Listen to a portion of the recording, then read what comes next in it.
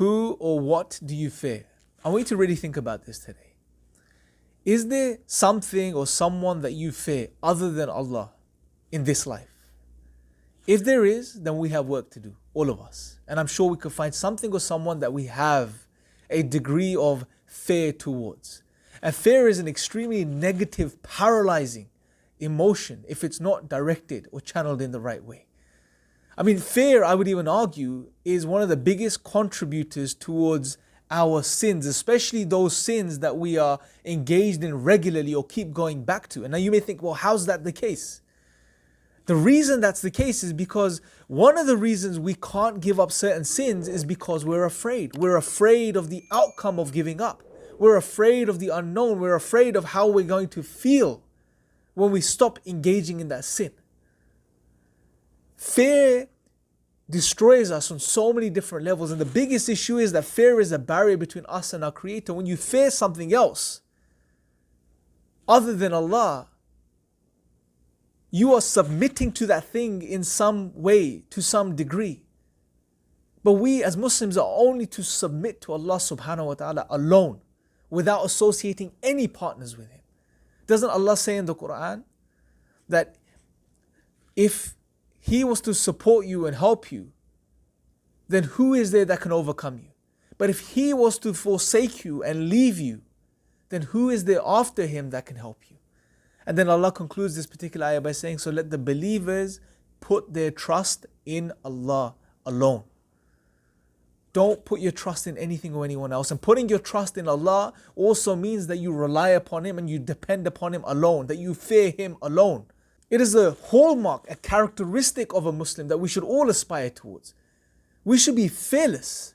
We should be free in the knowledge of who our Creator is. In the knowledge that Allah is the only one who is in control, the only one that has power, the only one that allows for things to exist. He is completely independent and free of need when everything is in need of Him at every single moment of His existence. Therefore then, why should we fear anything other than our Creator? And to be more specific, when we talk about fearing Allah, what we're really saying is fearing displeasing our Creator, the one that created us and gave us this beautiful opportunity of life. Something I want us to also think about. You know what's really interesting? Whenever Iqbal speaks about or refers to the Muslims in his poetry, one of the animals that he continues to make reference to is the falcon or the eagle. And he makes reference to these birds, and I was wondering why until I watched the clip, which I'm going to put in the end of this video. And when you study these birds and you look at their behavior and their traits and their characteristics and the way they live, something that becomes apparent, one of the things that becomes apparent, is that they are completely fearless. They dominate the skies. They are free of any fear. They're not worried. As you'll see in the clip, this bird, at the approach of a potential predator, not even a real threat, this bird swoops down and it attacks. It attacks a horde of birds 5 times its weight. And not only attacks one of them, oh, I'm going to attack one, okay, I may get lucky, get away with it, and then just return back. No, he attacks, swoops back around, attacks the second, swoops back around, attacks the third, then the fourth, until he's done away with all of them. These are birds 5 times its size. It's not worried about its contender. It's not worried about what it's facing, its challenges. It's completely fearless. And when it flies out, to take out this obstacle, what's profound is that you see, not only is it doing this in out of concern for its children, its offspring, but it's almost doing this out of its very nature. This is what this bird is. This is one of the things that defines it. And being fearless should be a characteristic of the Muslim, especially a Muslim that recognizes and understands that our Creator Allah is the only being that has all power. All power belongs to Allah and we are His servants. We submit to Him directly. We don't submit to any of His creation, anything He created. We don't submit to anything else. We function in this reality with responsibility. We're fearless, but we're responsible. A Muslim should be fearless, but be responsible. Doesn't mean you just go and do whatever. No. A responsible human being that's concerned about humanity, that takes care of his fellow human beings, that tries to establish good, speak out against injustice, stand up against injustice, but is not afraid, is not doing these things out of weakness towards anything or anyone else. is doing it solely for the sake of his creator or her creator and to please their creator. Something for us to think about. I'm going to play the clip now. Let me know your thoughts in the comment section below. Until next time, take care.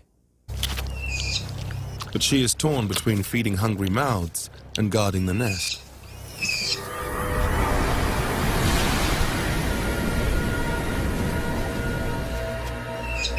Anything that passes too close, she views as a threat.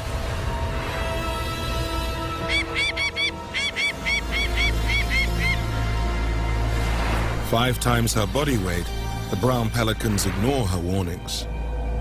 A dangerous mistake. She scrambles to intercept.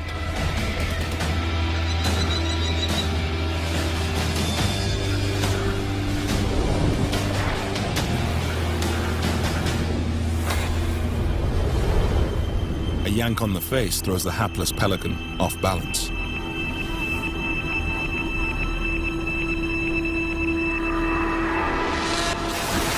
One down.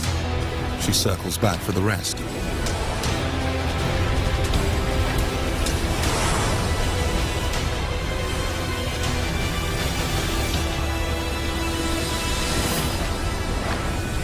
A skillful bill flick takes care of another.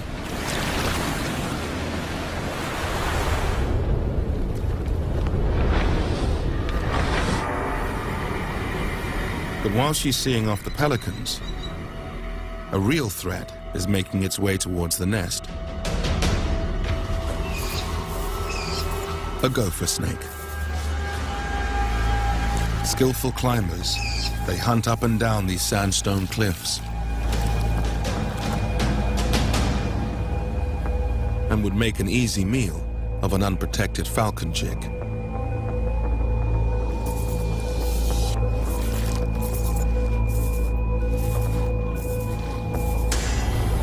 But nothing escapes her eye.